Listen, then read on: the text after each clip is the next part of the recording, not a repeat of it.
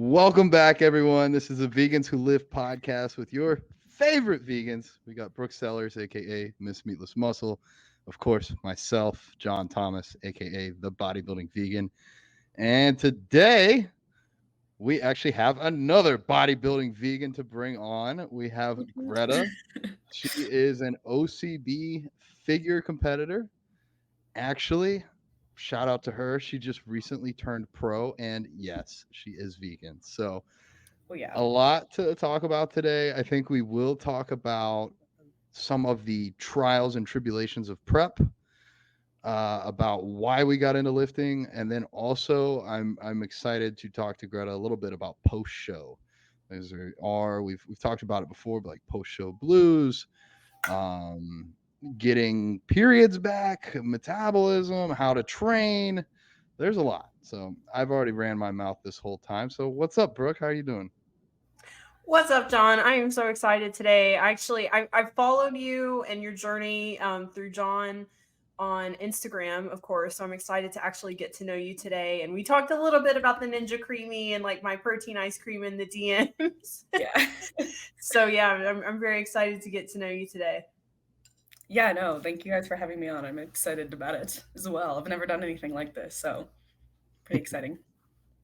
Cool. All the fun things, bodybuilding as a vegan, prep. I think it would also be fun to talk about like all three of us, like maybe our first show experience, things we didn't expect, like the weird stuff, the fun stuff, like the scary stuff. Yeah. I'm down. That sounds like fun. Greta, I have to ask, is that a security camera above your head or is that something else? No, it's a disco ball. Oh. You know what? I'm Much probably more fun.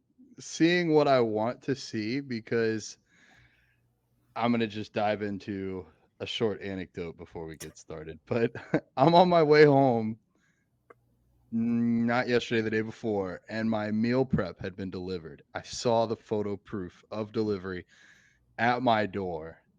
And so I have a friend slash employee that was supposed to come pick up the food for me. And like 5 hours later, he shows up and he's like, there ain't nothing here, dude. And I'm like, somebody stole my dang food. I got really upset. I got more upset than I should have. I even remember thinking, I don't remember the last time I've been this upset. Like, you call me a name or whatever you want, it's not going to upset me. But stealing my food apparently is the touchy subject. Well, anyways, I threw a fit and ended up getting home, unloading my whole car, and my neighbor comes running down from upstairs. I've never really done much other than, hey, how you doing? And he's like, I saw your packages outside, so I brought them in so nobody stole them. So there was my food. Like I'm already on Amazon looking up security cameras, so that's why I was like, maybe it's a security camera. I don't know. And now I'm like, well, maybe I don't need a security camera. Anyways, I don't know. That's my side story, but yeah. What a Yeah. disaster. Last week, the crazy Airbnb story. This week, your meal prep got stolen.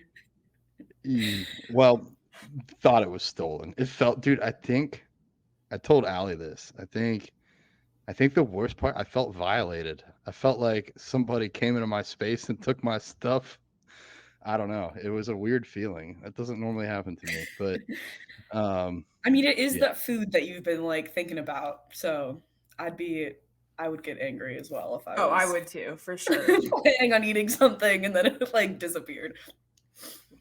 Yeah, I feel that's when you get most upset in life is when you have expectations that do not meet reality. Like if you had no expectations, then the reality is what it is. But if you're like, I'm really waiting for that food, which I was, and I had some this morning. I don't know if it was safe because it stayed outside of the fridge for 24 hours longer than it should, but it's vegan and I haven't gotten food poisoning yet. So we'll see. All No, right. I do that all the time. Just like, it's fine. It doesn't need to be refrigerated. It's vegan. So far it's worked well for me. I know actually in the non-vegan bodybuilding community, I have some friends there and they're very, very big about cooking their food to a certain internal temperature and like all these things. And I'm like, I don't know how to do any of this. So But glad I don't have to worry about that. Right, yeah. I know. It's funny because like when I'm making my seitan, like I'll just like pinch off like a little piece of the dough and try it, like just to make sure it's like the right salt and like flavor. And like when I lived with my mom, like my mom would see me do it and she'd be like, "Oh my God, like what are you doing?" And I'm like, "Mom, it's just seitan. Like I'm not gonna get salmonella." Like she's like, "I Yeah. know, it looks weird. Like it just looks weird. I feel like you're gonna get sick." And I'm like, "No, it's not like that. No bird flu." uh, well, yes. So I'm back at my spot now. Brooke, you're at your spot. Greta, where are you located? I know the answer, but I need to know for the people. Yeah, so I'm in Colorado. I'm in Denver. Just for school What's though. Nice. Jealous. Yeah. uh, No, where did you grow up? Is that where you grew up or no? no, so I grew up in North Dakota. Fargo is the city, biggest city in North Dakota.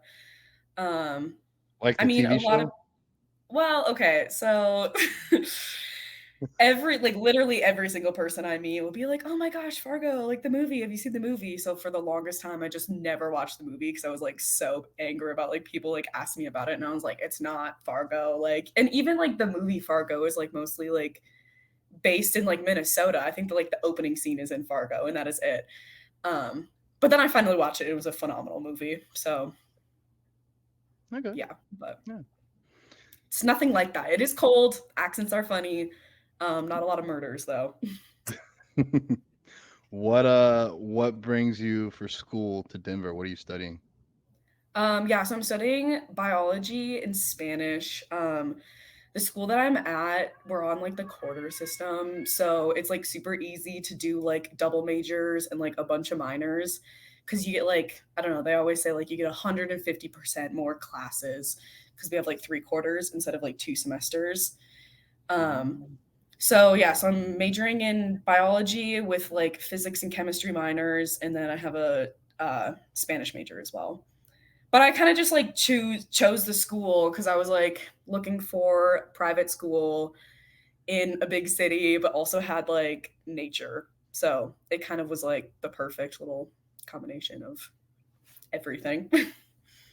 Very cool. I want that's on my bucket list. I want to go to Colorado so bad. It's just so beautiful. Mhm. No, it's gorgeous. And like everybody at like our school, like a lot of people have like Friday classes off, so like everybody's down to go skiing or hiking or something like camping like that, like something fun on the weekend.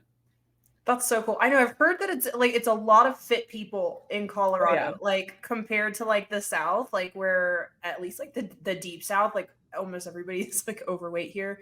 In Colorado, there's so much, and it's like, why move to Colorado if you're not gonna be out in the nature, like see the Mhm. mountains and do all the fun stuff? So yeah, that is so cool. And man, I loved school. When I was in school, that was like 4 awesome years of my life. Like I loved going to college. It was so fun. Yeah, no, I'm like almost like finishing up now and I'm like there's been a lot of like thinking back or along like the last 4 years. I'm like, gosh, it's gone by so fast.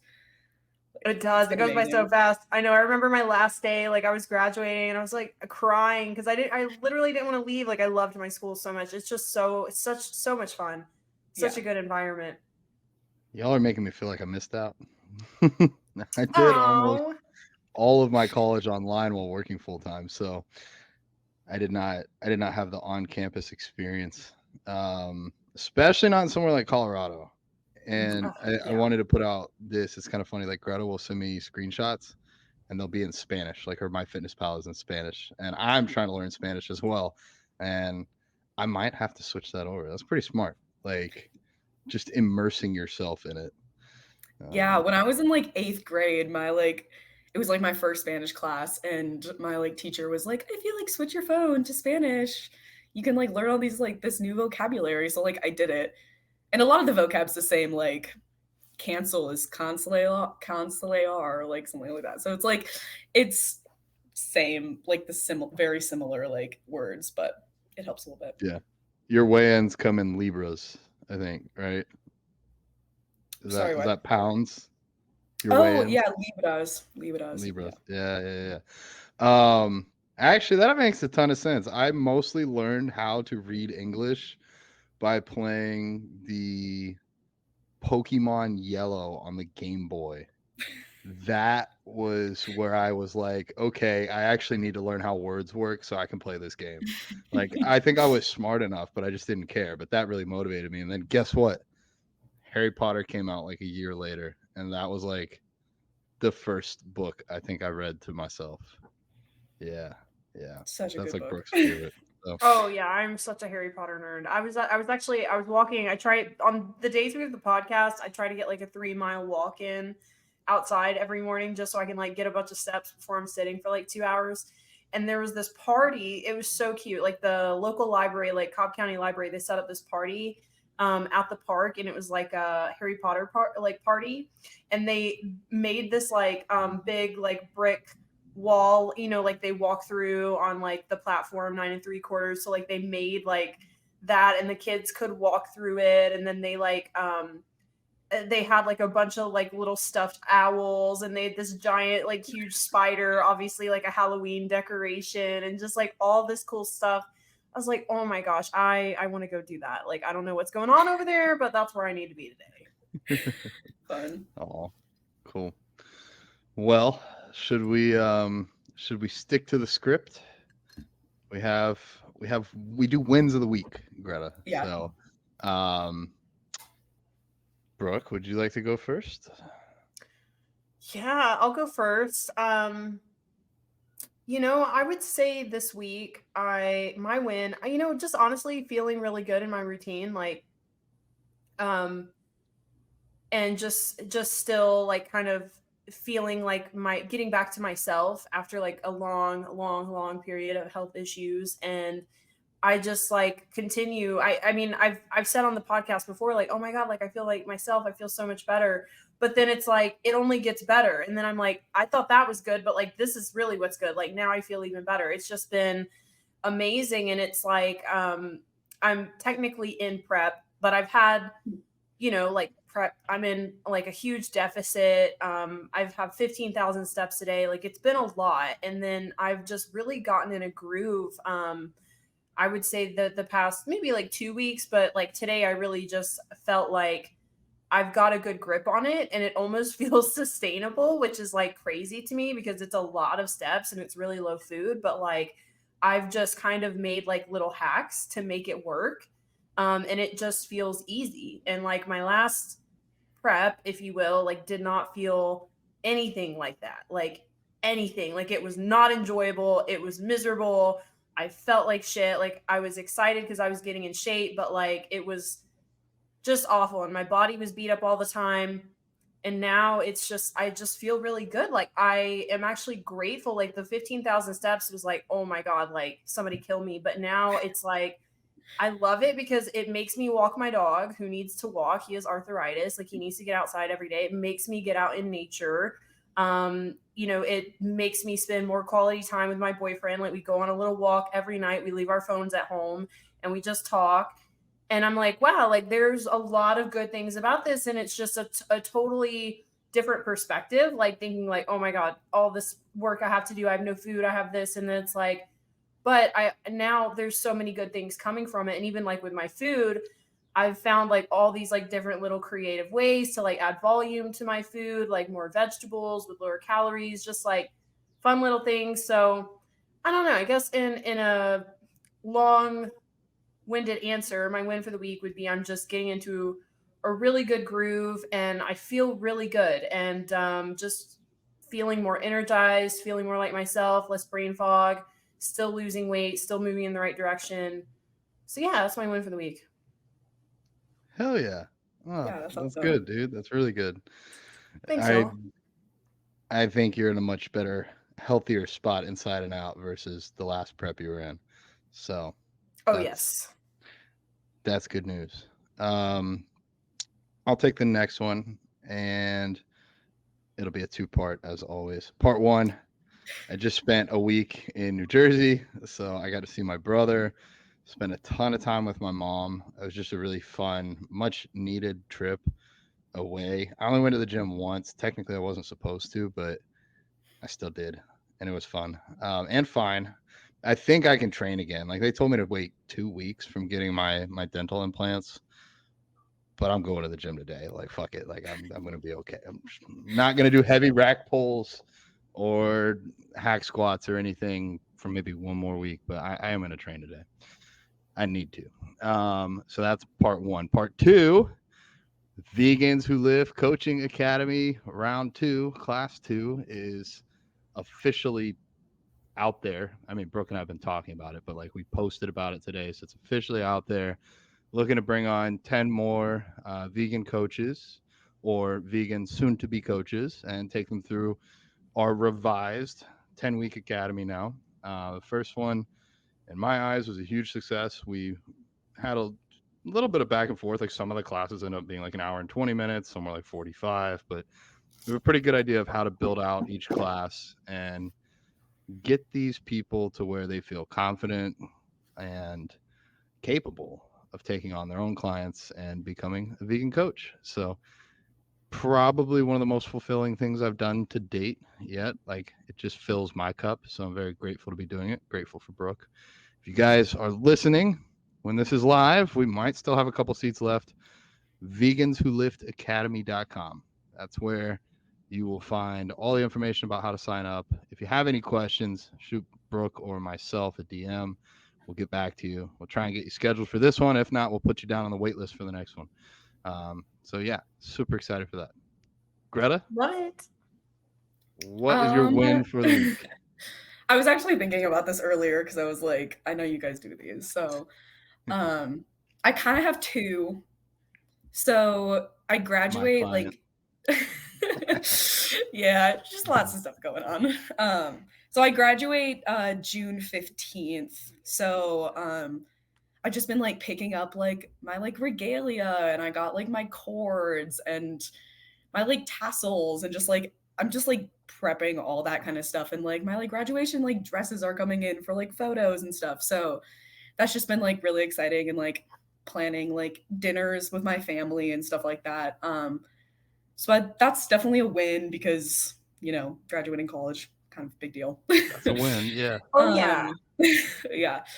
And then other one, I got like an email recently from so during my like study abroad, I was like interning at a botanical garden in Spain, and I was like doing a little bit of like research for them. And so I got an email about like the research that I was doing, and they're like going to publish it. So I'm going to become like a published author coming up here. So I think they're like sending it in to like a journal at the end of the month. But it's that like they told me that like this might have been like a possibility, and that they like wanted to publish some of this like work. But it's like coming along faster than I thought it was going to. So it's kind of really excited that I can like say I'm a published author like before I like graduate college, which is kind of a big deal. And it's like, I mean, okay, so like the research was in Spanish, but like the paper is going to be in English, but I feel like it's still pretty exciting. So That's congrats. Cool, yeah.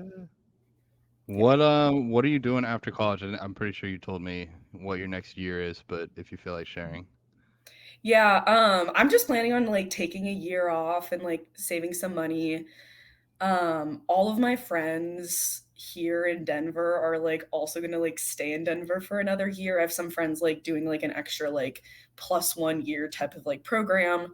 Some other friends just like doing like internships around like the city. So yeah, my plan is just to like stay. I'm not ready to like leave my friends yet, and like kind of want to just like enjoy the city like in my 20s and not have to like worry about like school during that. But yeah, that's the plan so far. I advocate for that. That sounds like a solid plan, and you got a good head on your shoulders. You'll figure it out no matter what.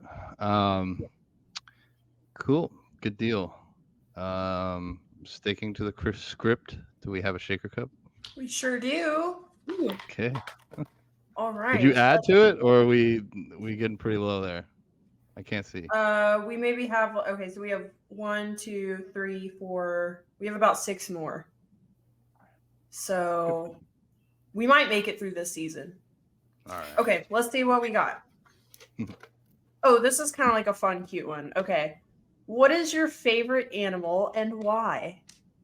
Aw. This is kind of like perfect. My cat is like literally just like sitting behind me on the bed. Well, I guess I can start. Yeah. I kind of like jumped right in there. I like pet wise, a cat. I freaking love my cat so much. I've never like had a pet before, and I adopted her like a year and a bit ago, and she's just been so amazing, so cute. So, love that. Yes. What's your favorite, John? That's a hard question. It is a hard question. I think like the way I try to think about it is like, if you, not that I do this anymore, but if you drop me off at a zoo, if you forced me, like, you're gonna have to go be here anyways, because I don't support zoos. I would probably be drawn to either the snakes or the fish. Those are two animals that I like. Fish. Yeah, I mean, I think for me the fish side was like the whole ecosystem. Like when I was really into saltwater tanks, like you don't just have a tank. You don't just have the salt water, but you have to have rock because the rock helps to filter the water, and you have to have sand because the sand helps to filter the water. But then you have to have snails or starfish that live in the sand and turn the sand over. And then the kind of the cool thing is like this rock did at one point in time come from the ocean usually. Like it might be like 2 years into your tank, and like you just turn on the lights one morning, there's something in there you didn't even know lived there, and it's kind of cool. So I don't know, sea life is really cool. But then there's the whole ethical debates on either of those. I'm not going to keep a snake. One, I don't want to feed it, and two, I don't want to put it in a cage. But those are two things that I like to look at. So I guess those would be interesting animals for me.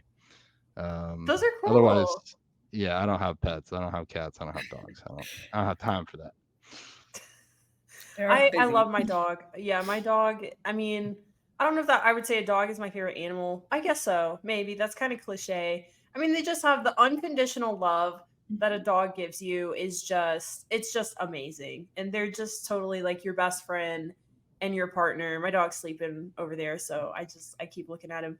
Aside from a dog, I mean, I've always been super fascinated with sharks. I just think they're so cool, and there's like so many different ones. Like you look at the difference between like a whale shark and like a great white shark, and they're just so different and all unique. And they've been around for like millions of years, and that's just crazy to me. And just like also their sensory system and like how they can smell a drop of blood from miles away, and like they can sense a fish in distress. Like they just have like their evolutionary like skills and just like everything that they're equipped with to be like the biggest baddest thing in the ocean. It's just so cool to me. So I would say really love sharks, and we need to save sharks too. Actually, they really need our help.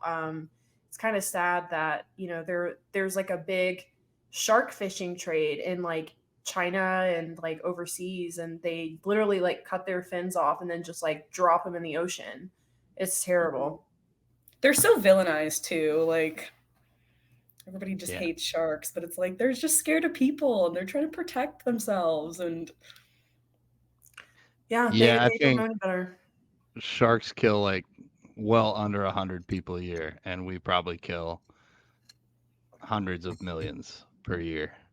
If you love sharks and you want to protect them, just stop eating commercially farmed fish. That'll probably help the most. Yeah. Because they get caught in all the other nets, just like everything else, just like the dolphins, just like the whales. I think arguably chief is your favorite animal. Whether or not dogs are your favorite species, chief is the favorite animal. Absolutely. Yep. That's my ride or die right there. That's my buddy. What's your favorite shark movie? Ooh, that's a tough one, because I just recently stumbled upon this awesome channel on YouTube. I believe it's called Movie Central.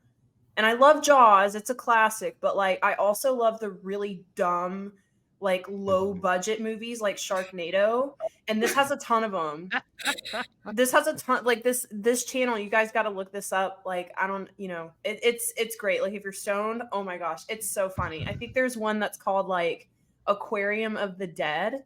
and basically like all of the fish get infected and they become like zombies kind of, and they literally like start coming out of like the tanks and like eating everybody, and there's like these like evil starfish and they're like killing everybody. Like it's just awesome. It's so great. So I don't know. And then I watched Swamp Shark is hilarious. It's like these people in Louisiana and there's a shark in the swamp and it's like killing everybody, eating all the alligators. It's great. Yeah. So I don't know. I love Jaws. It's obviously a good one. It's a classic. I love the low budget dumb ones too, though, just for the comedic value. Yeah. What about that animated Shark Tales one? Have you seen that one? Oh, that one's so cute. I do love Is it Shark like the Tales. shark that doesn't want to like kill? He's like, he doesn't want to like eat the shrimp, or I don't know. He just doesn't want to like kill anything, and it's like that one's kind of cute.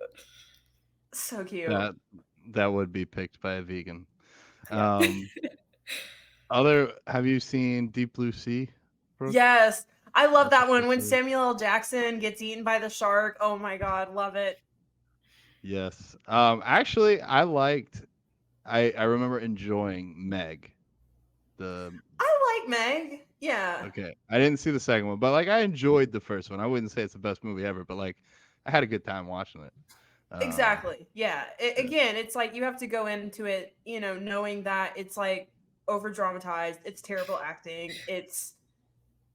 It's not going to be the best movie. It's not going to be a classic, right? But like it is enjoyable. And I thought the second one was good too. There's like multiple Megs. It's a stretch, obviously, but there's like multiple Megs, and they like try to like put one in captivity, and like of course, you know, that's never going to work, so it kills everybody and whatever. So it's awesome. Yeah. Recommend it. Sounds like humans. Oh, hey, we got a 60-foot shark. Let's put it in a tank. And make some money off of it and put it on t-shirts. Yeah. I forget where, but I did go to an aquarium in California like almost 20 years ago, and they had a 1 million gallon tank, and they prided themselves as having a great white shark. But even 1 million gallons isn't big enough for a great white shark, and it started eating all the other fish in there, so they had to throw it back out in the ocean. So Yeah, great whites, they can't be in captivity, I've heard. yeah, no, even 1 So- million gallons. But we would try it for sure. Yeah. One way to find out. Who would have known? I love how unscripted this podcast is. Like we're just talking about sharks and shark movies. Sharks. Like I had no clue we were going down that route when we started today. So before we move on, Brooke, really quick, I do have a shark tattoo. It's a Oh, leopard shark, cute. though. Aw. I don't know how much you know about like the different shark breeds. I don't really know much about the different species, but I'm really weird. Well, like I don't know. I was just kind of like obsessed, fascinated with it when I was like a kid, and I mean even as I grew up and I had all these books, so I do know quite a bit about sharks. It's kind of freaky, but yeah, that's cool. I've always thought about getting one myself, but I've never done it. I'm pretty limited on tattoos. yeah. I mean, once you That's start, cool, it's though. hard to stop. So Yeah, Greta's, you're 21? I'm 22 now, actually. 22. Okay. Sorry. I should No, know you're good. this. But No, it was my birthday was like pretty recent, so it's not like okay. I can claim some ignorance, but I'm impressed that you already have tattoos, because I didn't get my first one until I was 29, and now I'm slowly getting covered. I have one coming up on June 4th ooh. with a vegan tattoo artist in Tampa, and he's my client, and he's done a tattoo on the owner of a vegan restaurant that Sean and I just did a Vegans Explore visit with, and I'm actually going back there to speak this weekend. So small world. It actually kind of, I will get into that in a second. Okay. Before I lose this train of thought, I was like, it's so cool. We all know each other. And then I was like, we all know each other because there's so few of us, but we'll get more. Anywho, the tattoo that I'm going to get, I like to be balanced in a way. Like I have a tattoo on my right chest, left chest, right forearm, right other side of forearm, mirrored on the left. I have one on my hand. I don't have one on the other hand. And it's going to be two things, sort of. It's going to be a rose, but it's going to be a purple rose. And my dad used to always tell me to stop and smell the roses. And also, his favorite color was purple. So I was going to get a red rose. That was originally what I was thinking, because like red and green would kind of clash. But then I was like, everybody's going to think of red rose as like romantic. And this isn't really a romance story. This is more about my dad. So purple, his favorite color, until I was born and I watched Barney so much that my dad said he did not like that color anymore. But we're going to say that it's okay now. Yeah. Actually, sorry. I'm just going to put this out there. Back to my wins of the week. My mom dropped this journal on me that she started 2 days after I was born. So the first entry is September 16th, 1992.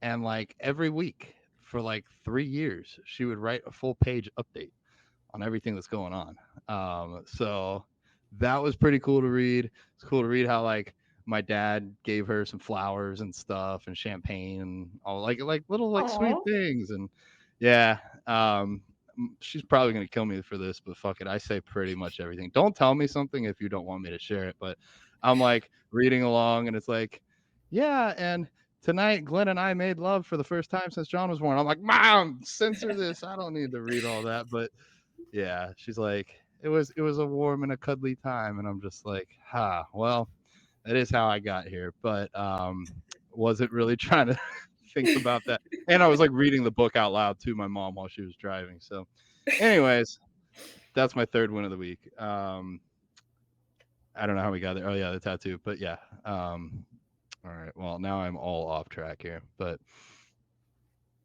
No, that's thank you, sweet. guys. What? Yep, that's the Vegan Tulip podcast. It's all over the place. Man, we have covered so many topics just in 30 minutes. Tattoos, sharks, all sorts of things. Bodybuilding.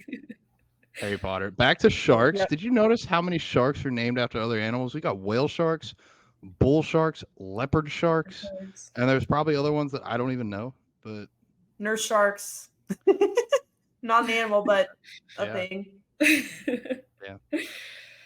yeah, Greta, this is just all over the place. Sorry. No, I love That's it. how I we're love gonna be. I guess we could do something serious and dive into bodybuilding. And you, I guess. since you are the guest. All right, do this for me because I don't even know the answers. When did you start lifting? Because you're 22 now. We've established that. Yeah. When did you start working out? So lifting, I would say like 4 years ago.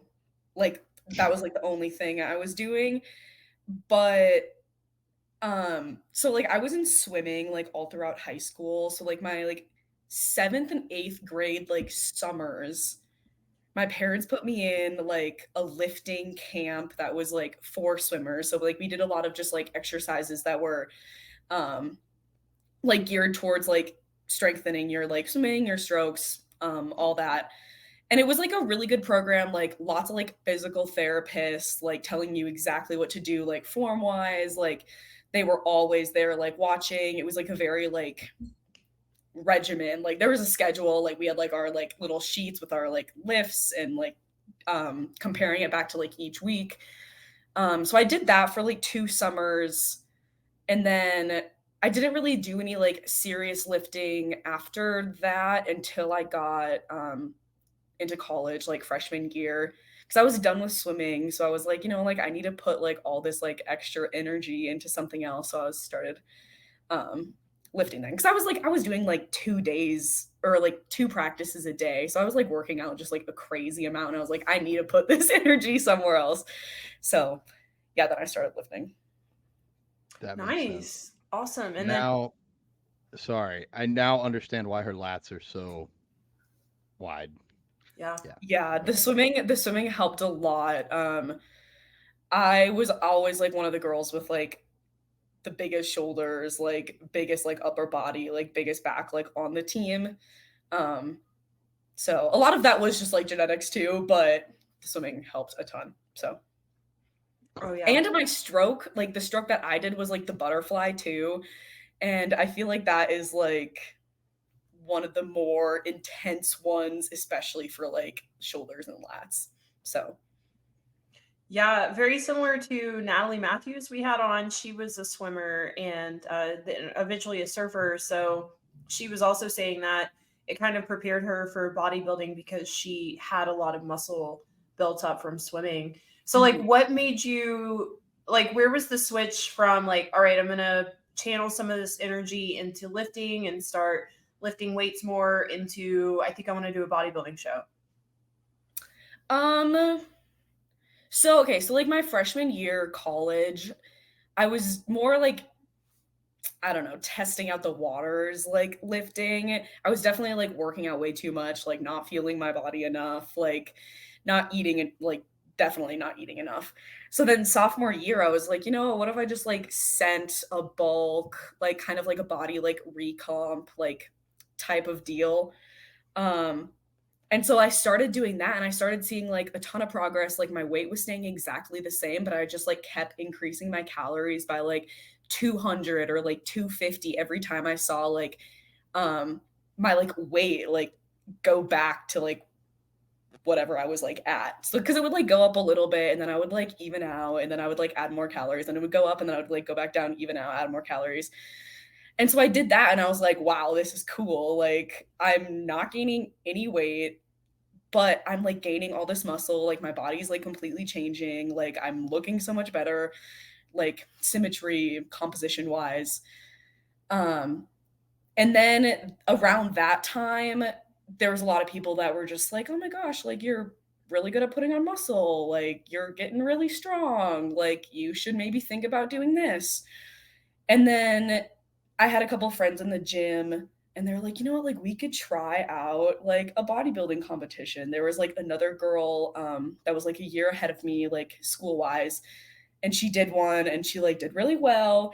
And I was like, that sounds so cool. Like I want to try this. Like I like had done this like body recomp and I was like, you know what, like I wouldn't like want to try bulk, like see how far I can go. And then I'd love to try cut to see like what's underneath.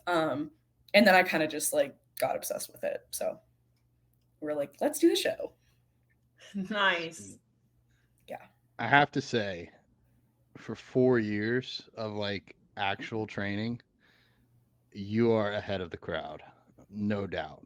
I don't know if it's your background in swimming, your parents' profession, the training that you had, or just your own knack for figuring this out. I will be very honest here. I'm not, you know me. I don't give compliments. I just tell it how it is.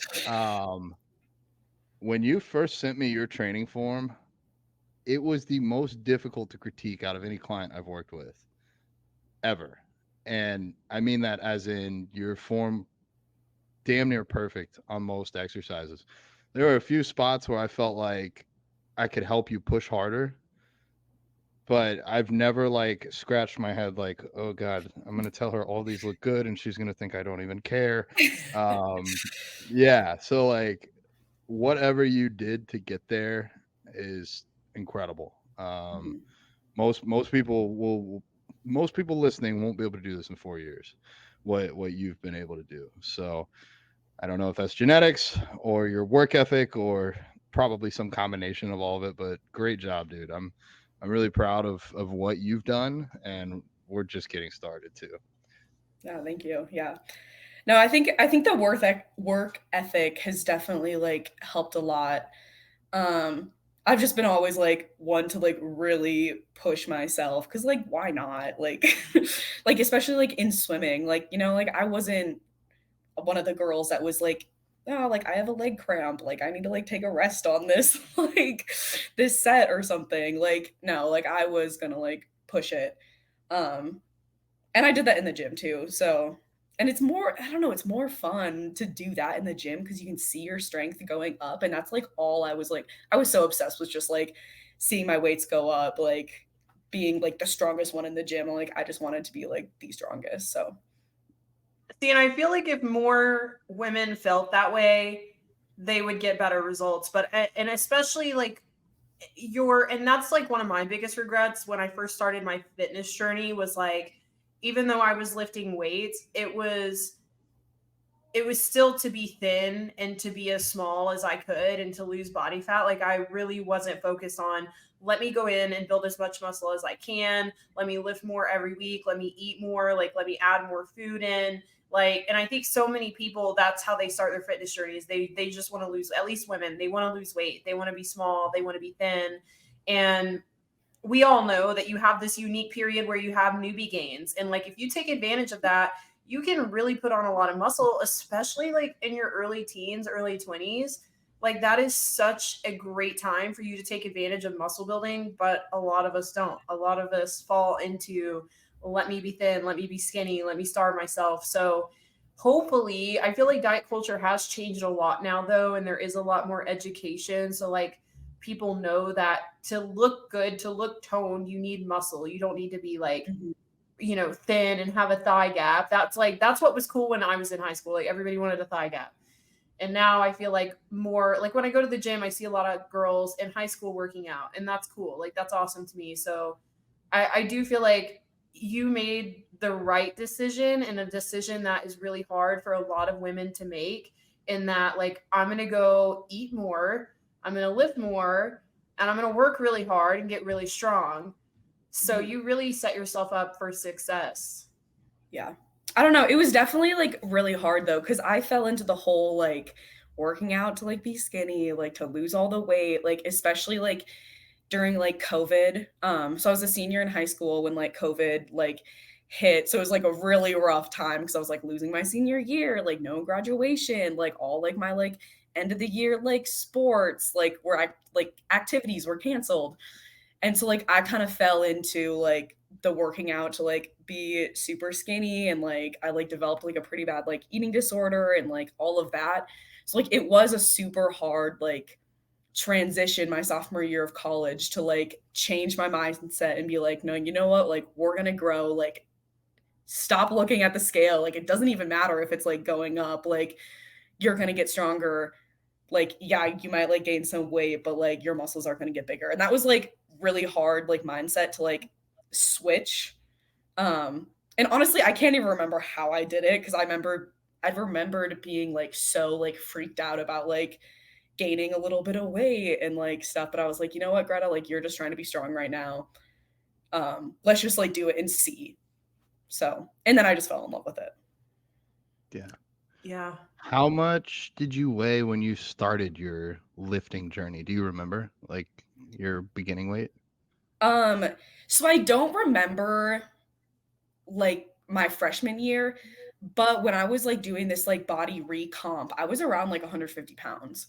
So like I was like going in between like 150, 155, and that's where I was like watching myself. Like I wasn't weighing myself a ton just because I was like, this is like not great for like my mental health, and like we're gonna try to like ignore the weight and just focus on growing because like that's what I need to do right now. But yeah, so I was around like that 150, 155, and I'd like go up to 155. I'd like kind of like trickle back down, like, and then I'd like add calories, go up to 155, trickle back down, and yeah. Very but that's impressive. like kind of where my body likes to be at. And how tall are you? 5'8". Nice. Okay, so you're a tall girl too. I'm 5'7". So yeah, it's unique in the bodybuilding world to be tall. Yeah. Everybody sure is like class G, class F, and I'm like, geez, I'm all the way back at the end of the line. But yeah, that's really impressive. And I think I wish more women could make that shift. I think it is like, obviously we have to weigh ourselves every day, or not even every day, but at least pretty often, because we are competitors and that's kind of what we do now. And we're at that level. But like for me, when I finally made that switch to, I need to focus on, lifting weights and doing this the healthy way, like doing this the right way, I probably didn't weigh myself for at least a year. And I feel like that was really helpful for me. Like when I was making that transition from like an unhealthy, obsessive kind of mindset to like a healthier mindset, was just taking the scale out of it. And like a lot of us can rationalize, like we know enough now to be like, well, the scale isn't everything. Like obviously that also includes muscle and water weight and hormonal fluctuations and our menstrual cycle. Like everything goes into that number. But like when you're first starting out, you don't always know all of these things. And so I think focusing on those non-scale victories, which is what I really try to do with my clients. Like I had a client this week who was like, it's her first week and she was kind of frustrated because she wasn't seeing big results yet. And I'm like, but it's just your first week. Like she really wanted to see big changes week to week. And I'm like, we're going to see changes week to week, but they're not going to be big changes. But I don't want you to just focus on how you look. I want you to focus on your strength in the gym, your performance, your sleep, your stress. Like all of those things improve when you start working out, you start making better food choices. And I feel like focusing on those non-scale victories is also a really healthy way of approaching like a body recomp or weight loss. No, I tried. That's all I like tried to do was focus on like the strength in the gym and like that going up. And I was like, I'm not even going to look at myself. Like, I'm not going to look at the scale because that's what I needed to do in like that moment. Was just focusing on like gaining strength. But I loved it. I was like, I loved being like one of the strongest ones in the gym. So, and I'm at like a university gym too. So it's like, it's pretty easy to be one of the strongest ones. But then like, once I'm getting to the level, like, oh, I'm stronger than a lot of like the guys in the gym now. So then that's like the exciting stuff. I was about to say, I see your lifts. I already know you lift more than most of the guys at this gym. What's your Especially favorite now. lift? I'd say bench is definitely my favorite. One of my like best like lifting buddies from back home, like we just like worked on bench so much and he taught me so much about it. And yeah, so like I've just been loving bench and like getting up to that like the plate was like that first victory, and then like benching body weight was like that second one, and yeah, no, it's just been amazing. How much can you bench? Okay, so like I don't like obviously bodybuilder, I'm not like doing 1 rep maxes a lot. This summer though, like this was before like prep, before like my last like bulk kind of. I think I did like 155 for like 2 reps and I was at like 140. But then when I'm like at like some of my like higher like weights, I was doing like a plate for like 10 reps, I think was like my max. But that was like I was like studying abroad, like I was like 177 pounds at that point. Like it was really bulking season, so bench was going up a lot. Easiest way to add 5 pounds on your bench is to add 5 pounds on the scale. Yeah. Okay. But now I'm back to like 130 for 10 reps. I think I did like yesterday or 2 days ago. So yeah, dude. And at a much lighter body weight, we're still hovering around 140. This is clearing it up for me because I didn't have all this information before we started working together. And I could just tell that you had a lot of muscle. I was surprised to see someone at your age that hadn't worked with a coach before to have as much muscle as you did. I'm probably most impressed with Greta's dumbbell RDLs. I think we're gonna try 100 pounds in each hand next week. Like, wow. I mean, I did 95s for like 13, I think, or 12 the last time. Yeah, we can handle the hundreds for a set of 8. I think I can go up 5 pounds. And like back to being stronger than most people, including men at the gym. There's not enough guys doing that weight that should be. So good on you, dude. Showing them that vegans, even vegan women, can outlift you. So let's go.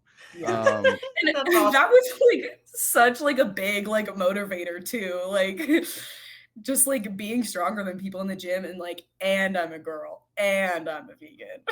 So yeah, that's awesome. So I know you said you talked to your friend and it sounded like it would be fun to compete. What actually made you like pull the trigger on that? What was your deciding moment? Like, hey, I'm actually going to do this. I'm trying to think back because so I was actually like dating this guy. That was the one that like we decided to do the competition. So it was kind of like, oh, like we're gonna like do this together, or, like whatever. Ended up, but it didn't work out. Like we were not dating. So like we like had like thought of this show and we like had it kind of picked out and we're like, like this is a good one. And then I don't know, I think I was kind of just like I'm going to continue doing this. Like, I'm going to keep like working towards this. Like, even if he's not, like, I don't know what like he was like planning on doing. But it was like, I don't know, it was like a year out. And I was like, you know what, I'm just gonna like bulk up. I'm gonna like cut down, like see how this goes. And like we kind of just did it. So like, but a lot of my motivation was like initially like I'm going to like do this show with him. And then it kind of turned into like, I'm going to make sure that like I'm still working towards this. Like I'm not going to give up. Like even if like he does, like I'm too stubborn to not do it. So like there was a lot of like stubbornness in there. But yeah, I don't know if that really answered the question, but yeah, no, I mean, we're being sometimes we don't honest. have it. We don't always have it all mapped out. I think that's a cool Mhm. story. Yeah. Good. I'm glad he came into your life. Mhm. If not, maybe you wouldn't be on this path right now. Yeah. So I'm trying to like kind of mentally figure this out. So you had like a year that you were like seriously preparing for the show, which is good. Most people don't do that. I know that you had, I know the backstory here. So I know you had hired a posing coach Mhm. prior to a prep coach. How did that go? Did you feel like it was helpful for you to have a posing coach? Oh, so helpful. Even like looking back into my like, oh my gosh, my camera roll is so embarrassing now. Like looking back into like my like posing practices, and I was just like watching like YouTube videos, and I'd found this like posing coach. Her name's Michelle. With Get Poised is like her business. And so I was just like watching a bunch of her like YouTube videos. And so I was just like going along with those. And then she would just like always mention like, oh, like having a posing coach is like so useful and like doing like one-on-one. And I was just like, I just need to do this. So then I just like reached out to her. And I'm so glad I did because she was amazing coach for posing, and my posing like improved so much. And like she just like was constantly talking about like, you know, like the posing like makes or breaks the show. Like if you have the physique but can't show it off, or like don't know how to properly show it off, like there's no point of like even doing the show. So I was like, you know what, like I kept hearing that, and I was like, I just need to like send it and like get the coach. So yeah. We just did like these like little Zoom one-on-one like hour-long sessions, and I think I had like 4 sessions. And then Get Poised also has like a master class. Like it's a bunch of like these videos, and Michelle goes over like every single thing, like every single quarter turn, every single like pose. She has like show day checklists, like post show like resources, like mental health and like manifestation type resources. So like I don't know, it was a really good posing experience. But then yeah, so then she mentioned John. She was like, I know this guy who's a bodybuilding vegan. And I'm like, that's cool. Like, let me go check him out. And then I DM'd John and I was like, I need help. So Yeah. Your posing when I started with you was already very solid. I was so hesitant to take you on at 8 yeah. weeks out. I was just like, there's so little time to figure her out, to figure out what she needs to eat, to figure out what her body responds to. I didn't want to mess with her training. Um, I was just like, I don't want to give you anything less than my best. And 8 weeks is really hard to do anything Hard. well.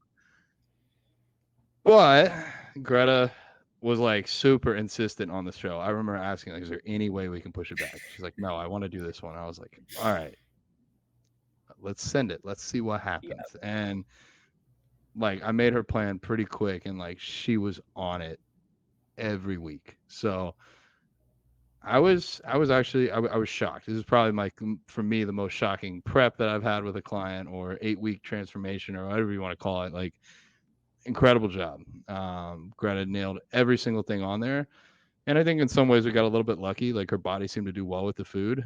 Mhm. We came in, I think, pretty damn conditioned, and we did really well with the time that we had. And all of that is, I'll take credit for some of those 8 weeks, but you know, you, Greta, you set yourself up for success starting 4 years ago, having a solid Mhm. training plan, learning how to basically build up your diet in the off season, being willing to push into the 170-pound territory, even when that's, for most women, I can't believe how uncomfortable that is. Like, I don't like being more body fat on me than I enjoy. So like, and I'm a dude, so the whole different ball game for women. Where am I going with this? Yeah, you did really well. I would say uncharacteristically well, and you won. You won at your show, and so you turned pro. How Wait. how did that feel? Insane. I don't know. It was hard because like when we first talked, I was like, yeah, I have like zero expectations for placing, whatever. Like I just like want to try this out. Like it was supposed to be just like a test show. And I keep kind of forgetting about this, that like I jumped in and I like jumped in. Because like when I was initially talking to you, I was just like, I just want to test it out, like see if I like the process, like, and then I can like really send a prep and like send like an off season. Um, so like looking back at that initial mindset that I had, and then like to like 3 weeks before the show, and like everybody was like, oh my gosh, Greta, like you could win this, like you can like do really well, like you could actually like place at this. Um, it was, I don't know, it was surprising. But at the same time, I was like, I'm looking good. Like I can see like myself doing really well at the show. Um, but yeah, I don't know. The day was just amazing. Yeah. I like was talking to like the runner up like all throughout show day because we knew it was going to be us two, because there was two open classes for the figure division, and I was in the taller one, obviously. And she was in the other one, and we were like, we know that it's going to be us like doing the pose off, like we can just like tell like we are like the two most like conditioned out here, we have like the most muscle mass. And like our posing was like a level up compared to everybody else too. um so there was like kind of like an anticipation, like what if like she got it, and like what if like I didn't win, like even though I knew I was going to win like the debut novice and like my open class. um I was like, there's still a possibility of me like not winning this one, but everybody's been like kind of telling me like, Greta, you're going to do amazing. So I was like, I was really stressed about like, what if I like don't beat her out? But I don't know. I think you told me this, and Michelle told me this, like go out on stage like you're going to win it. And I think that really helped me like just like keep the confidence up. And I think that's probably like also like what got me the win as well. Just like being so confident about like what I was bringing to stage, and like I put in the work, so I'm just going to like show it off right now and have a good time. And then it worked out. So Hell yeah. Part of posing is not just hitting the poses, but it is that confidence that you bring onto the stage. Like if you're up there like, yeah, I deserve to win this, everybody should see that, it's going to give off such a different vibe to the judges than if you're up here like, mhm. I don't know, I don't know, maybe like they're going to see that, they're going to read on that, and then like I think either subconsciously or maybe consciously they're going to interpret how you look and like the vibe that you give off. So Yeah. No, even like the first time like I stepped out on that stage, I remember like I was making eye contact with the judges the entire time. I was only smiling at them. I was trying not to look at the audience at all, because I know that like you need to like cater towards the judges. And the first time I stepped on stage, like it wasn't the main judge, but I remember she was like one of the ones like off to the side, and like we made eye contact. She smiled at me and I smiled at her, and I was like, I got this. Like this is like I got it. hell So yeah. Yeah, stage presence is huge. I feel like you sometimes don't even really realize it until you like actually watch a bodybuilding show. And even like the pros. Like I forget, I think it was one of the Clash series I was watching, and you could see like the bikini girls, and after you watch so many girls pose, and you can really see what the judges talk about when they talk about stage presence. Like some people just have it or they don't. And there's this girl that I follow. Her name is Allison, and she is a bikini pro who's very popular. And she was saying that her feedback was she didn't smile enough. Like she needed to work on her posing. She looked miserable up there basically. And it's funny because like you think about those things like don't really matter, and like maybe they don't really matter at a local show. Like obviously, you know, whoever has the best physique is gonna win. But like when everybody looks good, that's when you're in trouble. And like those little things matter, like having stage presence, like just looking like you're having fun, you're having a good time, like you want to be there. There's people who are up there and they look like they're absolutely miserable, they're not smiling, and like all of those things matter. Like it's more than just a physique competition like people think it is, especially like I feel like on the women's side it's like a whole package, like how you present yourself up there, like you're and posing, like we talked about. So many people underestimate posing. I feel like everyone should have a posing coach. Like definitely have your like programming coach, but also have a posing coach, because you can definitely get outposed on a stage. And like I mean, if everybody looks good, like at a national level, or like for you potentially going to do a OCB pro show, everyone's going to look good. So it's going to come down to those little things, like who's posing correctly, like who's showing off their best, who's hiding their worst, who has the good presence, who looks like a pro. So those things matter, and you know they are things that we need to be practiced, especially posing. I feel like so many people like try to go on YouTube and teach themselves how to pose, and then it's just not right. Yeah, no, for sure. I would think so, John, I don't know if I ever told you this, but after like the pose off between me and the other winner of the class A, or the open class A, they said it was a 1 point difference. So like I was like, yeah, like that was my posing. Like the posing definitely like got me that win. But yeah, they took like 5 minutes to like figure out like who was the winner like after that like our like pose off. But Wow. they did say it was a 1 point difference. So Every point matters. mhm. Yeah. Okay, so you are 22, vegan, in college. You have a job as well. Like you're not just sitting on a free ride.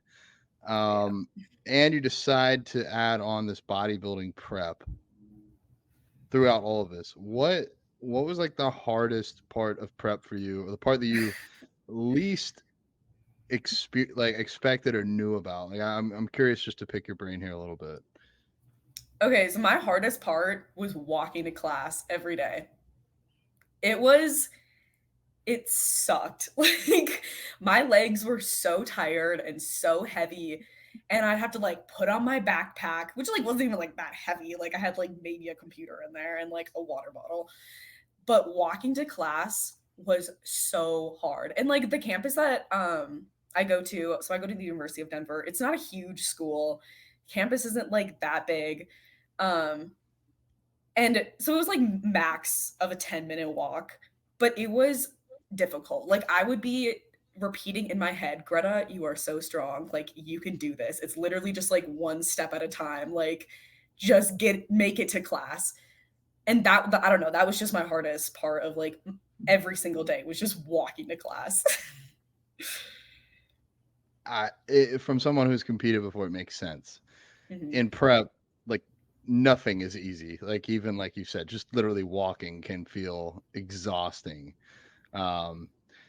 You did a good job of hiding that, because I didn't know that's how you felt. I mean, I put in my check-ins. Oh, my legs are feeling heavy today, and I'm like, they were feeling heavy. But yeah, walking to class sucked. Getting up for my check-ins as well was so hard. Like putting on my suit, and it was like cold, just because I had zero body fat. I was never used to being like this whole cold. I always run super hot. Like I say, like I'm a sweaty person. Like I'm always sweating.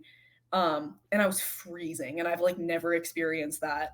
So like getting on just my suit in the morning and then having to like hold my poses, even if it was just for like a 1 minute like check-in video that I'm like taking screenshots of, was so hard. Like I dreaded that. Like every morning I woke up and I was like, oh, I have to get out of my bed and like put on my suit. And for some reason, putting on the suit was so hard. And then it was freezing. And then I had to hold the poses. Yeah. So that was rough too. Yeah. And we were checking in every day the last week, multiple times. So that's what this takes. If you don't want to do that, you probably shouldn't step on stage. All right. Any questions on your end, Brooke? Anything you're dying to know? Yeah, why don't we talk about like things that we were surprised at our first show? Okay. Things we weren't expecting. For me, I wasn't expecting to have a sock put on somewhere that a sock normally doesn't go, and then getting tanned head to toe except for that sock. At my last show, I forgot to bring my sock to the touch-ups, and I was so tired that I did not even care. I said, I don't need it if you don't. And she's like, I've seen it all, honey. And I'm like, go for it. Yeah. That is weird though. Like the first time you get tanned and you're in there and like everyone's naked, it's like so weird. I was like, this can't be how they're doing it. And then I realized, yep, this is how they're doing it. Yeah. Bodybuilding's I wasn't like weirded out by that because I've like as a swimmer, like I've had so many like locker room like experiences. So like I thought it was just hilarious. I was just like chatting with the other ladies and we were all like in our like little tents, just like arms out, like drying, like yep, and the fan is like blowing up your butt. It's so weird. Yep. But just gotta love it. So for me, my first show, no one told me that I needed a pee cup if I needed to go to the bathroom. So I went to the bathroom and I'm literally about to go on stage and I get pee all down my leg and mess up my tan. And I was freaking out. I was absolutely freaking out. Not that it even really mattered. It was a small local show, but like I was freaking out about it. Somehow I managed to make it look not so bad and fixed it. But like, I was like, oh my God, I'm never making this mistake again. It was so like the last thing you need, like all the anxiety you have. It's my first show. And then I totally have this like pee mark down my leg. It was so embarrassing. Yeah, so I like woke up the morning of like my first tan and I had like slept with my face right here. And so I had like a mark on my face from my tan and then like just like a white mark right here where the tan had like transferred onto my face and I was freaking out that morning. I was like, oh my gosh, like the tan is ruined, and it was totally fine, but yeah, touch-ups worked. Man, the tan is just such a pain in the ass. Like that's like one of the worst things. And I remember like after my show, my mom drove me home and I don't know why I didn't think about this. It seems obvious, but I just sat in the car in my bikini and literally my tan got all over the seat. I don't even know what she had to do to get the tan off the seat. Oh my gosh, it was terrible. But yeah, the tan is so annoying, honestly. Like that is the most annoying part of it, and it sticks with you for a couple days too. Oh, mine, like I don't know if it was because I did like the skin prep really well, which I did. Like I went hard on that skin prep. Like I was exfoliating, like using all like the in shower like lotions, like literally doing everything. But my tan stayed with me for like 2 weeks. Yep. And like I mean, it looked phenomenal. Like I loved it because I was like, I'm still like jacked, still have this tan. Like my pumps in the gym were insane. But it was really nice that it stayed. I kind of liked it. After like 2 or 3 showers, it kind of like starts looking good, and you're like, okay, yeah, like this is kind of cool now. It's just like that first initial, and then like it's kind of like blotchy and stuff, and but then eventually, yeah, it starts to look good. It's just a mess, a total mess. And well, I don't know if the tan smells or if I smelled, but you can't take a shower after the first night because you have the show the next day. It does feel good to take a shower on Saturday night or Sunday morning after the show. Yeah. That is the best feeling. I know people always talk about like what feels better, like your first sip of water or your first shower. Like the first shower, oh my gosh, it's so good. And I don't know, my tan was just like running down like the floor of the shower, and it was just like a brown like stream that was like going into the drain. I was like, this is hilarious.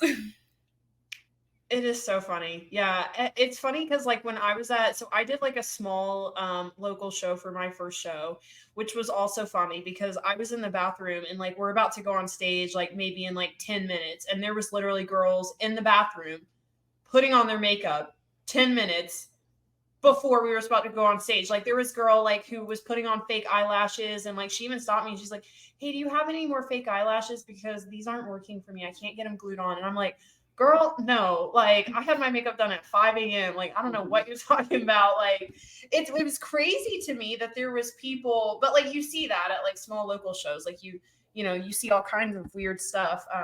People were literally waiting to the last minute to do these things. It was insane. Yeah. Yeah, no, that was not me. I know nothing about like makeup or anything. So Did you do your own or did you hire someone? no, I had just like whatever the people were that were like at the hotel. Yeah, I did that booked the too. show. I I think was like, I know nothing. yeah, I'm fairly decent at makeup, but it's just like it's just one less thing you have to worry about. Like you already have so much to worry about that day, and it's like you don't need to worry about like screwing up your eyeliner and like then also maybe taking like 45 minutes instead of 30 minutes. Like you know, you just don't know. So I always tell people like just pay someone to do your makeup. Like I don't care how good you are, like just do it. Like it's so worth it. Yeah. I have like 0 products too, so I was like, I would have had to like buy all these new products that like had to match the tan that I could never use later. So I was like, I'm just gonna have the lady do it. I did my own hair, or my mom did my hair, but so I was like, she could just curl my hair. That's fine. Yeah. So, Greta, now that you're a pro, what are your plans? You know, everybody's asking me that. Well, now you can just say, "Hey, go listen to the Vegans Who Live podcast. We tell it all there." Yeah. Well, bulking. like, I don't know. You mentioned like 9 to 12 months of a bulk, and I am so down with that. That's what I've been telling everybody. Like, I want to just like grow as much as I can, especially like growing like with a coach who like knows what they're doing. Cause like whenever I was bulking, like it wasn't like the cleanest or I don't know, it just like wasn't as scheduled. So I'm excited for just like a growing season and just to get huge again. And yeah, then like eventually I'd love to do a pro show. Maybe try out NPC. And yeah, it's pretty tentative from there. I mean, it's just like so far in the future that like you can't really like plan a show because just like to grow for now. Yeah, I like that approach. Like, do the work, and then when you're looking ready, start looking for shows that are around you. That's usually what I advise for clients. And yeah, 9 to 12 months with your level of execution is going to be insane. I've been listening to more podcasts, especially with like higher level like IFBB pros, and what I'm taking from this is the more serious that we can take our off seasons and stay pretty regimented, stay with tracking your training, using a logbook, keeping some cardio in play, tracking your calories, still weighing your foods. I know we get our weekly cheat meal, but outside of that, mostly sticking to a meal plan. It just seems to work so much better. So I think 9 to 12 months of you staying locked in, we'll see a completely different Greta on stage in 2025, which is gonna be awesome. No, I'm excited to grow. Yeah. I think the problem with most people's off season is they just like let everything go out the window, and I feel like then it's just it makes your prep so much harder if you're not already doing those things. But then again, I also feel like if you're gonna do bodybuilding and like have longevity in the sport, and it's something that you know you may do a show maybe every year, maybe even every other year, but like I feel like at that point, it needs to just be part of your lifestyle. Like, I know probably for us, like, we're going to go to the gym anyways. Like, we're going to maybe do a little bit of cardio, get outside, do some steps anyways. Like, that's just, they could shut down all of the bodybuilding shows. Sorry, we're not doing it anymore. We would still be doing what we're doing. We'd still be eating healthy. We'd still be getting our protein in. It's the people who, like, they only do those things when they're prepping for a show as motivation to get in shape, that it's a problem. It's like, it needs to be part of your lifestyle. Otherwise, like, I don't know how people do it. So I'll have people who have consultations with me and, like, they want to do a show for the sole purpose of, like, they want to get in shape. Like, they don't have any motivation already to go work out, to track their food and do all the right things. So, like, they're like, well, if I have to get on stage in like 12 weeks and in a bikini and have people judge me, then I'm going to get in shape, because I have all this motivation. And I'm like, no. You need to be doing those things already before you do a show like that. It's crazy to me that people think that, like, they go from doing nothing, zero, to then absolutely starving themselves, working out twice a day, doing all this cardio, whatever it is that they have to do to get there. People go about it the wrong way. So I feel like, if it's going to be part of your life where you're doing a show every so often, then it just needs to be part of your lifestyle so you can keep up with it. Yeah. No, that just sounds like throwing yourself into like an unsustainable diet, and then as soon as the show's over, like, you're gonna have no motivation to like continue anything or keep putting the work in, at least. Speaking of post-show, let's talk about post-show. Yeah, how's the transition been for you now that you don't have a show looming over your head to keep you accountable? It's different. Like, it's like, I think it's the like accountability too, because like when I had like the show day, I was like, like, yeah, I can like go to bed hungry like for 3 more weeks. Like, this is okay. Like, I got 3 more weeks.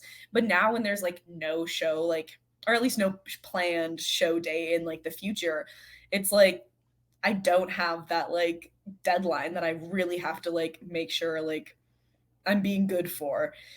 So I don't know, it's definitely hard, but I think a lot about like John told me this like after, I think it was like probably like the day of the show or maybe like that Sunday afterwards. It was like, if you have 365 days, why not make 300 of them good instead of only 200 of them good? So I think about that a lot. And I also like to think about, like, I'm starting at a very like clean slate right now. So why not like put as much work in as I can to like keep the physique kind of that I have, but like, I don't know, keep myself at a good spot at least. It's definitely been tough. Especially like right now, like I feel like spring during like school is always such like a busy time. So it's been like really hard to like, plan out like my workouts and like make sure like I'm getting enough sleep and stuff. On top of like staying motivated and not just like only focusing on school. But it's definitely been harder than I thought it was gonna be. But I don't know. I think it always is. I remember my first show, like, it seemed like when I was in the moment, like, oh, this is fine. Like, I'm going to be able to keep doing this. Like, I can keep doing this. Like, this is fine. Like, I want to keep my body I've worked so hard for, but then like show's over, it's done.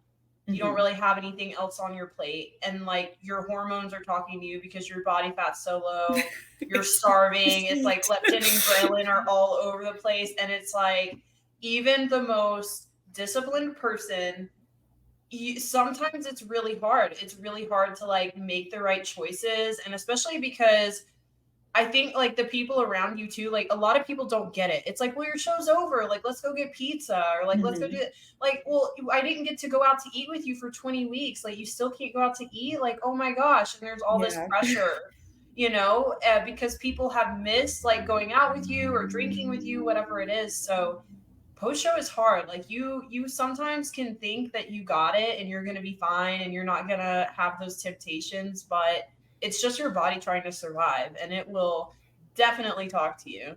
Yeah. No, I still get questions like all the time at work. Like, Greta, why are you still like bringing your spaghetti to work? Like, it's the same. Like, you're done with your show. Like, you don't even need to be eating this anymore. I'm like, actually, like, we have another show, TBD, but like, Yeah. still want to do as well as I can for that one. So. And that's what's going to set you apart. And a lot of people just don't know that. A lot of people in the sport have, or a lot of people outside of the sport have no idea.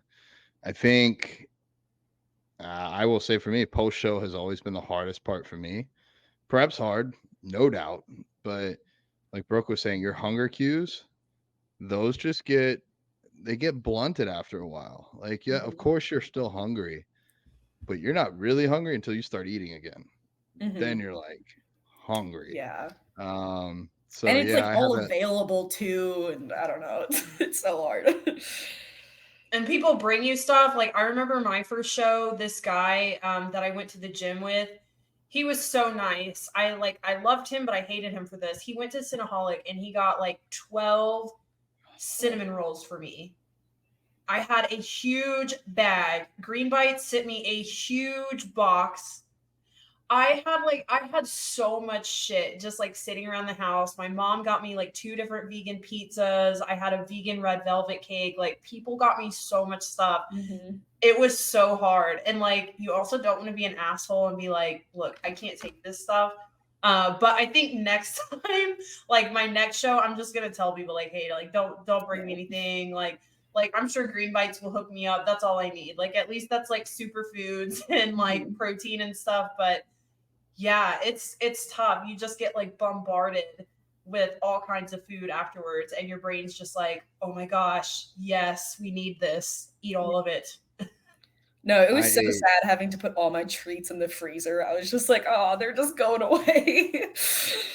Smart, dude. I literally ate like at least 12 to 15 Green Bites after eating dinner after my show. Like, it was not good. I was actually up all night in pain. The whole night. I didn't sleep at all the night after my show because I was in so much pain.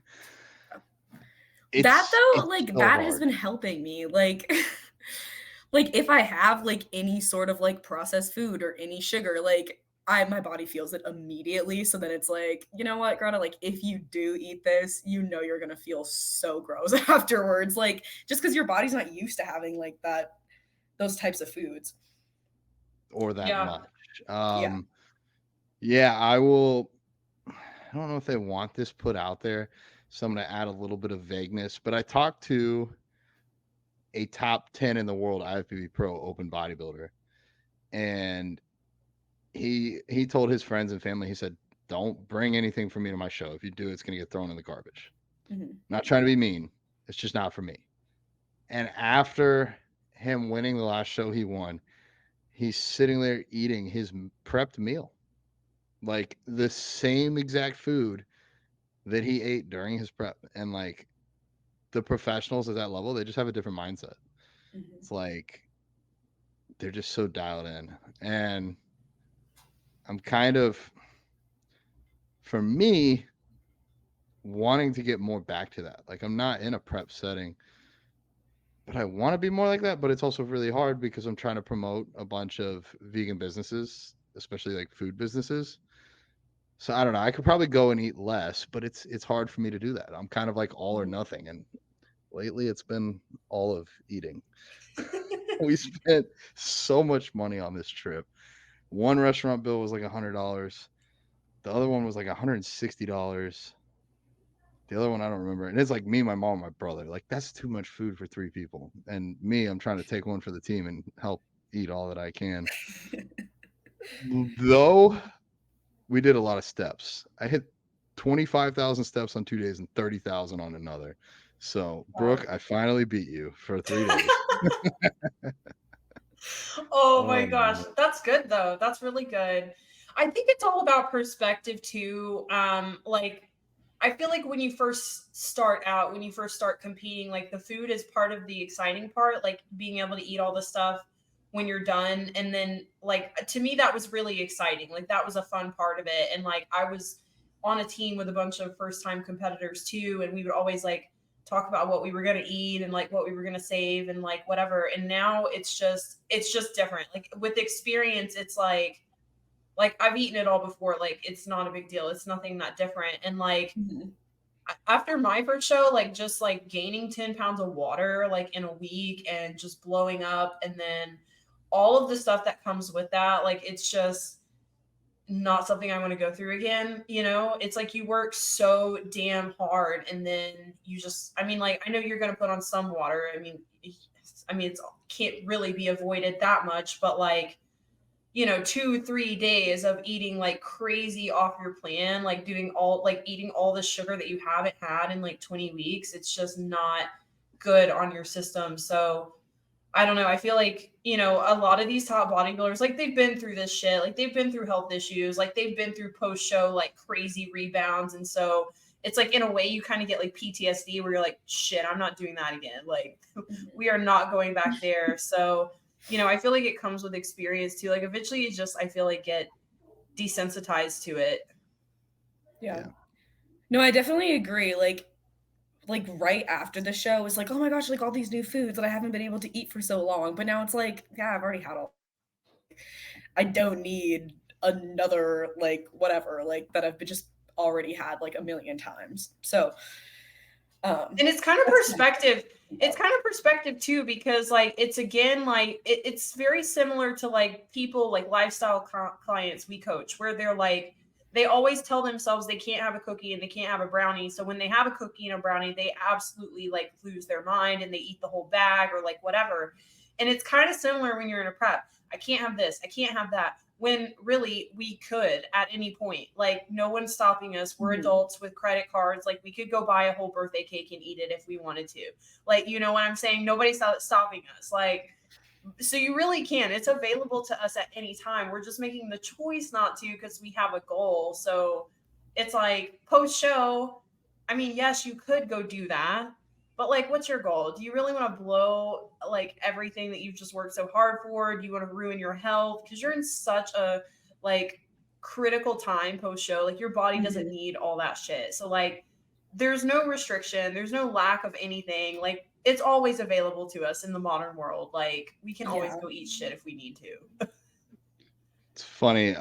You reminded me. I have a friend actually. He's a pro, Logan Guthrie. He's a classic physique pro. He was on the podcast with Fuad, the Real Bodybuilding podcast, and I asked him about this in person. You said like we're adults, we have credit cards, we can get whatever we want. Well, he said his apartment complex he was staying at had a vending machine, so he wouldn't keep shitty food in the house. But if he got to where he was a little hungry, he would go out to this vending machine. And he said, turns out the limit that the machine will allow you to place with one card in a 24-hour period is $150. He was just like, swipe, order, standing there eating it, swipe, order, standing there eating it, like until it's like, card not accepted. He's like, I think I'm done. And I'm like, that's a lot of food, dude. Like, no, $150 from a vending machine. Dang. We are adults. We can do whatever the hell we want. Okay, so we've talked a lot about the lifting and the competing. I want to talk about the vegan side. Okay. So how long have you been vegan for? Yeah, so I think it's 3-ish years. Okay. So my freshman year, college, I'm a senior now. I went vegetarian, and that was like, it was like a New Year's resolution, actually. So that was probably like the beginning of like 2021. I went vegetarian, and I was like, you know what, this is like my goal for the year. And it was, sorry, my cat food just dispensed and she got too excited. So, but like I initially went vegetarian for my health. I read the book Fiber Fueled. I don't know if you guys have heard of that book. Yes. Yeah, it's by, I don't know, his name's Dr. B. I don't know how to pronounce his last name. It's a pretty long one, but it's like he's like the gut health MD is like I think his Instagram or something like that. So I initially read that and I was like, wow, like this sounds really cool. Like I need to like I was kind of like in this like eating disordered eating like stage of my life. So it was initially like, oh, like I'm gonna like become like healthier. And I was kind of using it as like a way to get healthy, even though I was like, you know, I'm a college student, like, and I was an athlete in high school. Like I was pretty healthy, but like the eating disorder kind of like told me like, oh, you gotta do something else, like try like a new diet. And I think a lot of people like actually start like going vegan or like changing up their diet like that because of like eating disorders. Like I've talked to like a couple other girls that have had that same experience. Like I initially did this because I wanted to like be more healthy. So that was like the original goal. And I was like trying to like heal my like gut because like my gut wasn't like the best with food. Like I would have a lot of like digestion issues. So I was just like really trying to get fiber in. And I think like the fiber fueled book talks about like just plant diversity and how that can like crazy, I mean, like you guys know, it can like really help health. And so I was trying to get like 30 different plants in every week. So I just like wanted like a crazy, like diverse like diet. And that's like all I was focusing on. But it was still like very plant-based. I wasn't eating a lot of like egg or like dairy or anything, even though I was still vegetarian. But then I watched Seaspiracy. And I think this is another classic like transition point for a lot of people. So I watched Seaspiracy and then the next day I was vegan. And I haven't been like perfect vegan since then, obviously. Like we always talk about that. But that was like the next big step. And that was more of like an environmental reasoning behind that. But after I've like learned like more and more about like the ethical side of being vegan, it's kind of or like my mindset around being vegan has transitioned from like just like health to the environment now to just like as an ethical like obligation that I have. So Very cool. Yeah. Seaspiracy was intense. If you have not Yeah. seen it, highly recommend it. I waited, I don't know, 15 years into my, no, more than that, like 17 years into my vegan journey to to watch it. Granted, it hadn't been around that whole time, but still, like it still blew my mind and reaffirmed a lot of the reasons why I do this. And Cowspiracy too. That one is really amazing. I still have not seen that one. Oh my gosh. So that's on my list, and Allie and I have decided to help make me some YouTube content. She's so kind. She just does basically whatever I beg her to do. We're gonna watch like documentaries and then give like a 10-minute recap. So Cowspiracy is on the first of my list because I heard it's like the prequel to Seaspiracy, more for like land animals. But yeah. And that one goes yeah. over so many of like the environmental like benefits to like a vegan diet. And it goes over a lot of like the little hidden things that like our government does to like hide all of the horrors of like our like food system. And so learning about that kind of stuff, I was like, wow, like society is lying to us about all this. Like we are being brainwashed just like for the government's benefit, you know? So Yeah, it took me a while to watch Seaspiracy as well. I only watched that this year, actually. But again, I was just like, this is, I really wasn't knowledgeable on the fish side, So I was like, I need to watch this so that when people come to me and they ask me, because people will ask like, well, what's wrong with eating fish? I would at least have some ammunition there. And I mean, they did a great job with that one. It is kind of hard for me. Like, so I'm reluctant now that I am vegan to watch a lot of documentaries just because like it really deeply affects me. And then I think about it for like days and days and days. And even though like I'm already doing all that I can, it's like, it's really frustrating. And that's why I first went vegan was because like I watched What the Hell and like beyond the what's going on with the animals, like it was infuriating to me that like you said, like our government suppresses a lot of this stuff and they allow it to go on. Like they let Americans, their health deteriorate, their connections with big pharma, like it's just disgusting. It's like revolting. And there's like a lot of other modern countries like are not just letting their populations become largely obese, dependent on medication. So it's just like infuriating. And so I have a hard time now like watching documentaries, even though I want to, like, for the education and just to support the vegan cause. It's just like I know it's going to get me down for a couple days, you know. Yeah. Yeah. So I think it's important though, even though it's hard for us, Brooke. Like it does allow us, especially you and I, people that interact with a lot of people and have a lot of people come to us. Like it gives you better ammunition to reply with, and not necessarily out of like meanness, but like now I can say like, yeah, I used to think it was better to eat fish than to eat a cow, but like really like neither are good. Both are destroying the planet, and Mm-hmm. I can now argue that in a pretty confident manner. So yeah, that's why I wanted to do these little 10-minute recaps. Like maybe that'll get more people to watch them. I don't know. We'll find out. It'll at least get me to watch them, and then it keeps me. It's got to be a balance. If I watch them like all day, every day, I'd probably get depressed. But once every month or two, it's going to keep me kind of fired up. Remind me why, when it's a leg day and I'm 12 sets in, why I'm still doing this shit. Which kind of I can't even speak right now. This leads me to my next question. So Greta, besides being on stage as a vegan bodybuilder, because that's a form of activism, you've told me off air that you already participate in some forms of activism, and I'm curious to see if you could share that and give anybody else a starting spot, especially somebody your age, maybe somebody that's in college that wants to get into that scene as well. Yeah. So last summer I did this like they called it like an internship, but also kind of like a fellowship. Because it was more like an educational based program. They're called okay, they recently switched their name. So they used to be the Factory Farming Awareness Coalition.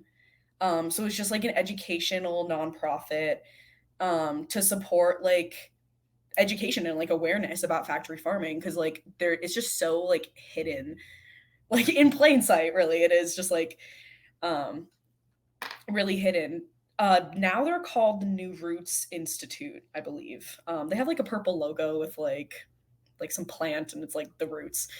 But they have this like fellowship program for students, where they like it's like an educational internship. So you're not like obligated to do any sort of like activism within it, but they set you up to be able to like do activism like within your schools or like your community, or just like writing like an article or something like that they will help you like publish somewhere. um and it was like an online thing, which was amazing because there's like not a ton of like vegans around. So it was like nice to be able to like have like a community that was like larger through this like online organization. And uh I think it was like 4 days a week ish. We would have these like classes where there'd be like different like speakers coming in. They would tell you about like literally everything you need to know about like factory farming, like how it affects like health, how it affects like different population, how there's like connections to like the justice system, and like I don't know, literally they just go over every single thing that's like related to factory farming. So I got a ton of new information about like the ethical side and like how factory farming like targets like um immigrant populations, like how they target like low income populations, just like everything about it. So I learned a ton of new information from that, and then they help set you up with like this whole alumni network that they have, where you can like go like implement these like different projects or stuff like in your schools or like in your communities. There was also like a ton of speakers coming in to talk about like different like career options like in like the food scene and like creating like sustainable agriculture. What else? I don't know, they were just super cool. I loved them. It was amazing having like a little community to like talk to every single day about like the struggles of being vegan, because I don't have a ton of vegan friends or even like vegetarian friends. So it was just so great to like build that community and be able to talk about like, you know, like the judgment that you face, or like being called like, you know, like a really intense vegan who's just like trying to like switch everybody's lifestyles. Um, so I would definitely recommend anybody to go like check it out, especially like if you're a student, because they have these like internships and you can get like class credit for them. Um, and you can like implement some sort of like sustainable project like within your own school. So yeah, so I did that like this last summer. They helped set me up with this like campaign program that was in Denver, and they're trying to get rid of there's like a, I don't even know what it's called, a lamb farm somewhere like in the middle of Denver. And so they were like trying to like get that shut down by this like ballot campaign. Um and then they were trying to also shut down one of like the fur buildings in Denver. I don't know what any of these things are called, but um so I was able to get set up with a bunch of other like things around Denver too, which was really nice. Nice. Yeah. What was the name of the organization again, or like what's the way that you got in contact with them? They're called New Roots Institute, and there was actually one of the like organizers came to one of my classes. I was taking a conservation biology class, and she did like a whole presentation, and that's one of the options that like these any of like these fellows have, is to do like an educational like presentation in a school, and they'll help you set up with like a school. So you can like go and like give a little presentation about like factory farming. So initially somebody came to my class and I was like, this sounds really cool, like I want to like do this, and she brought like some like vegan like chicken nuggets for everybody to try, and I was like, I've had these before, they're so good. But yeah, so that's how I got started with it. But New Roots Institute is the new name. Sweet, thank you. Yeah. That's awesome. I wish I had done something like that while I was in school. And you are, whether or not you like it, going to become a little bit of a face for veganism just because of your achievements in bodybuilding. Yeah. But I think it's a good pressure to have.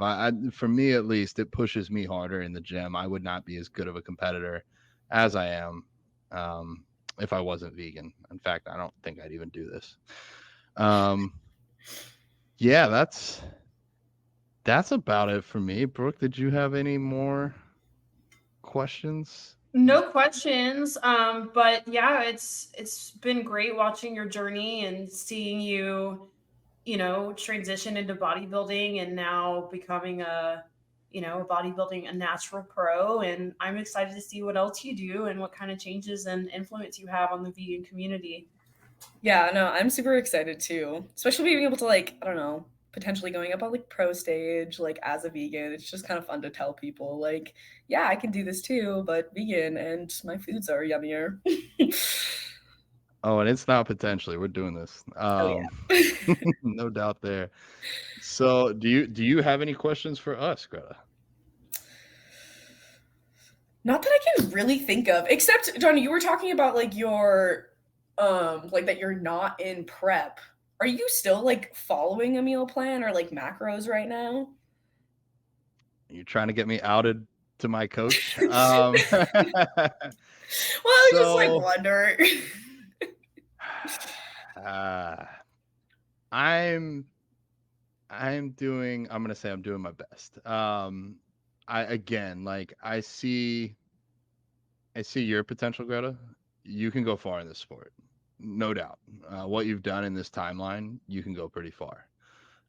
For myself, I train around I literally train around some of the best athletes in the world in this sport. And I'm able to go back and see their progress and compare it with mine. And like, I've made a lot of progress in the last year, but it's just not like at the same speed as these people. So I don't necessarily expect myself to change the world as much as possible on the stage. I'm getting very long-winded with this answer. And a lot of what I do is promote for other vegan businesses. And so I have been eating a good bit off plan. Technically, I'm supposed to get one cheat meal per week, but we're not even going to talk about last week.